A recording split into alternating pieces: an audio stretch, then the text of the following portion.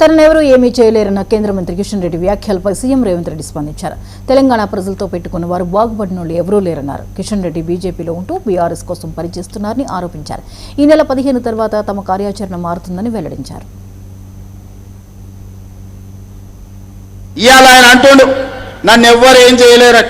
అయ్యా ఈ ప్రజలతో పెట్టుకున్నాడు, తెలంగాణ ప్రజలతో గోక్కున్నాడు, బాగుపడి బట్టగట్టినోడు ఎవరు లేడు కిషన్ రెడ్డి గారు. నువ్వు చేస్తున్న వ్యవహారాలు అన్ని ప్రజలు గమనిస్తారు. అందుకే 15 తారీఖు తర్వాత ఖచ్చితంగా కార్యాచరణ ఉంటుంది. మెట్రో రావాల్సిందే, RRRకు అనుమతులు ఇవ్వాల్సిందే, మూసి ప్రకటన జరగాల్సిందే, నువ్వు పండించిన ఒడ్లు మొక్కలు జొన్నలు కొనాల్సిందే. ఈ అన్నిటికీ నువ్వు సహకరించకపోతే బరాబర్ నీ సంగతి చెప్తాం. మళ్ళోసారి నేను చెప్పదలుచుకున్నా వారికి. వారు అంటారు నేను పుట్టింది ఇంట్లోనే, నేను చచ్చేది ఇంట్లోనే. కరెక్టే, నువ్వు అందులోనే ఉంటావు, చీకట్లో యువతలతో సహకారం తీసుకుంటావు.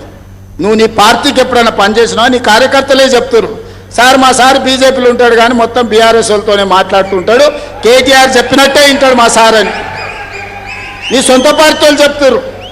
నీకు పార్టీ మారే అవసరమే ఉంది నాయన, ఉన్న దాంట్లో ఉంటావు, పక్క దాంట్లో తింటావు. దొంగది కాదు దొడ్లకు రాదని వెనకటికి ఎవడో చెప్పిండు.